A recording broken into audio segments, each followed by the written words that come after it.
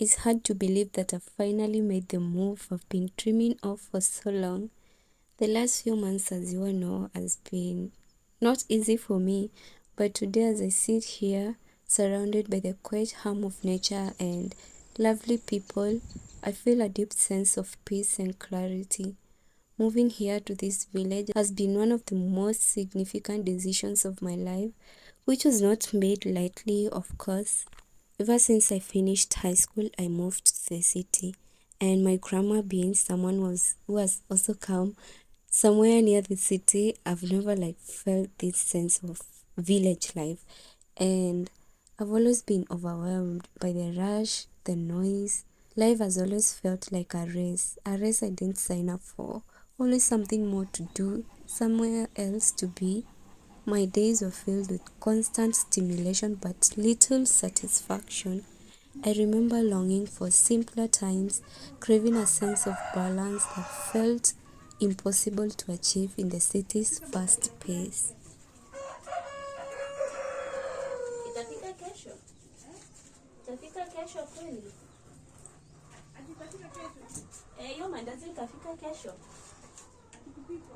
Kufika. Itafika kesho. Kweli. Ati kulingana. Sasa nikipika mbaya itafika kesho. But nikipika mzuri itaisha leo. Sasa murudi wewe. Nitakuchapa.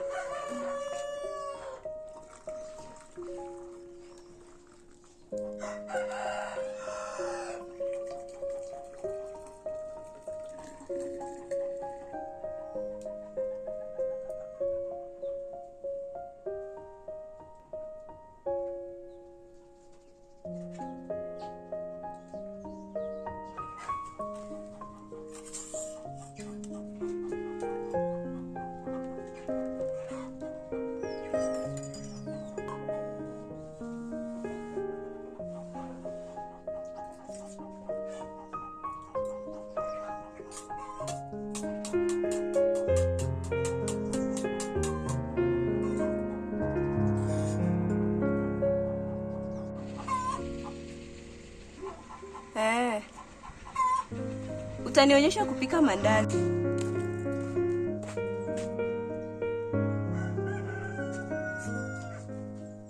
The thought of moving here to the village first came when I visited my boyfriend's home early this year in April, but it was not something that I made on that day.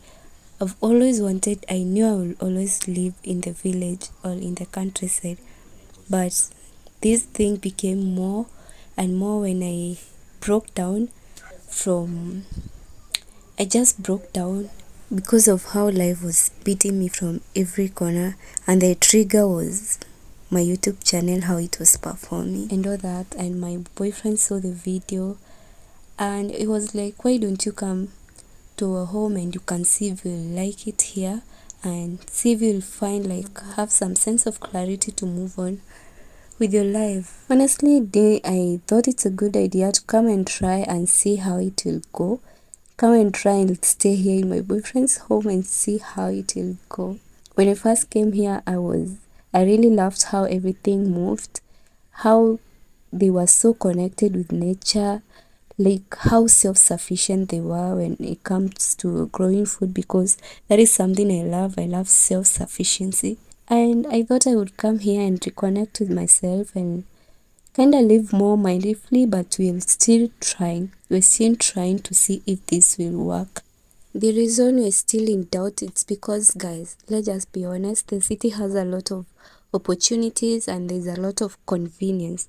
And I'm trying to see if I can achieve satisfaction, convenience while still living here in the village, and so far so good. Yeah. So I needed space to breathe, to think, to create, and so I made the leap and here we are.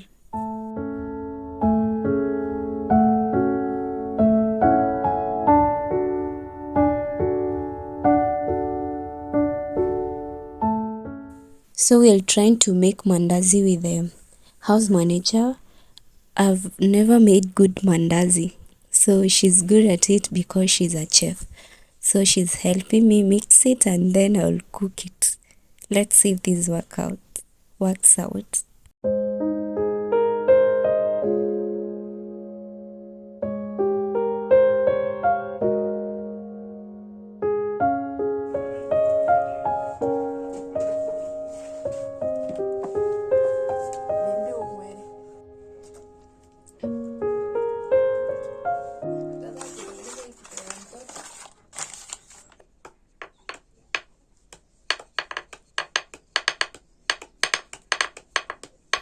I was told the secret to having like perfect mandazi is ensuring the oil. The cooking oil is boiled completely. You boil it until you don't hear the shh. And mandazi is not supposed to last for more than 10 seconds in that oil once you put it. So let's see how this goes. Actually, my boyfriend decided to help me because the cooking oil was a marathon. I could not manage to do the kanda the chapati unga and still be cooking that. So this is us testing. So that thing is supposed to float. That mandazi, once you put it there, it's supposed to float in the oil and not sink. If it sinks, the oil is not hot enough. This was our first set of mandazi, and as you can see, we messed it up. We really messed it up, but we're not giving up here. We keep going till we get it right.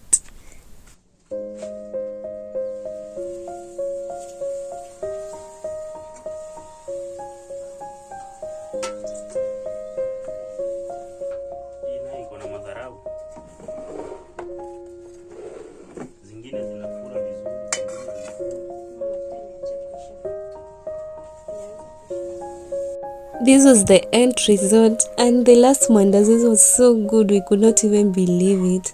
Outside we were cooking githeri for lunch because there were workers in the shambas.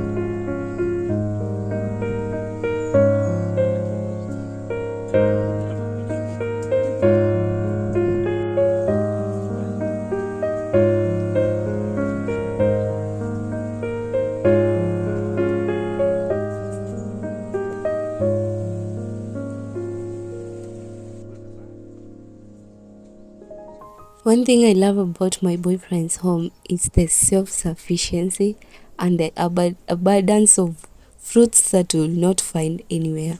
So these are wild berries. We used to eat them as young kids, but I don't find them nowadays, and I was so shocked that my boyfriend have it right outside their home. Those, oh my goodness, it's like a, hey, let's enjoy the fruits, guys.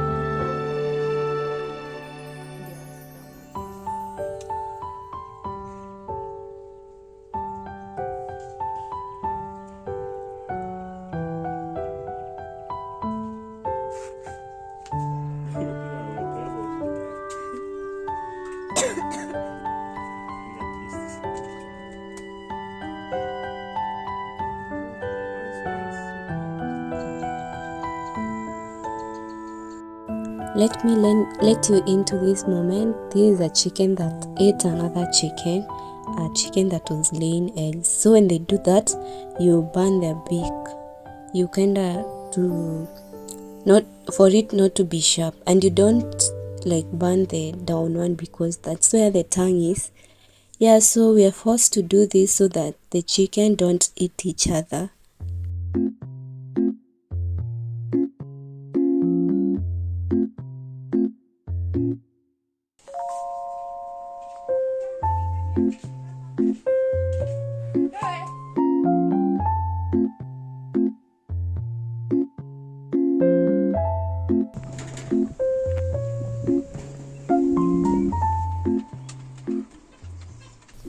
It's time for lunch, and I really love that we eat from outside here because you get to enjoy the nature. The only time we eat from inside the house is when you're eating supper in the evening.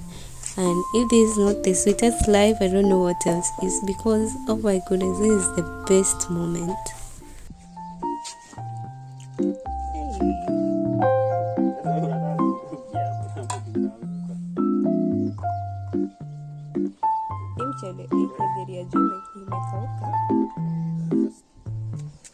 Hebu nisaidie kuserve mama.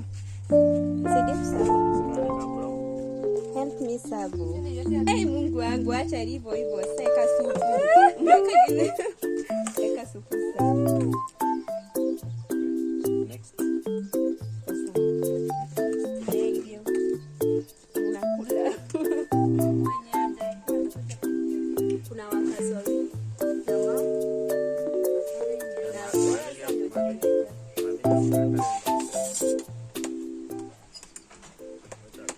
Nilikuwa naomba hii mchele ishe. Bado haijaisha. Borugi hebu malize mchele. Si waweke saa hii kwa wakati. Ungeweka kwa mdomo. Telenovela.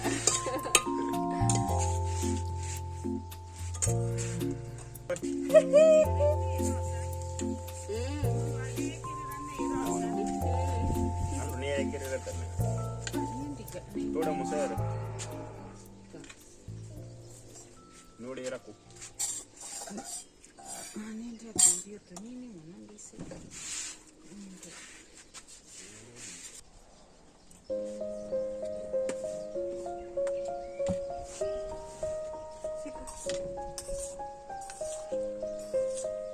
Aina singe.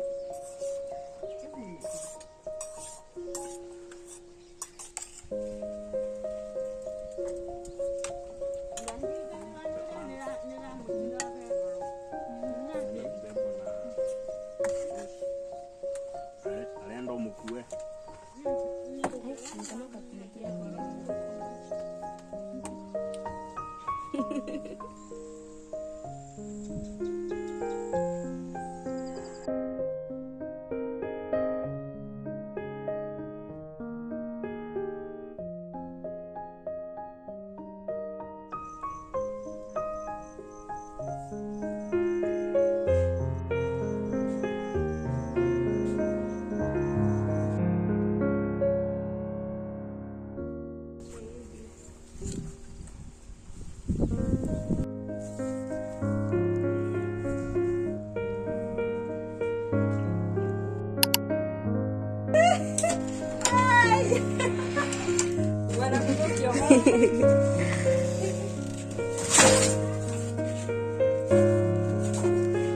Yogurt.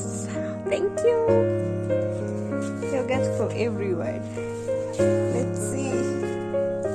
Yogurt for the girls. Yogurt is for girls. Mountain fresh yogurt. This is strawberry for Mount Kenya. Vanilla.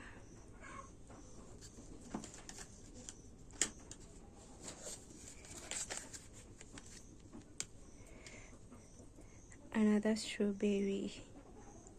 And you're preparing supper. Let me show you what we're having for supper.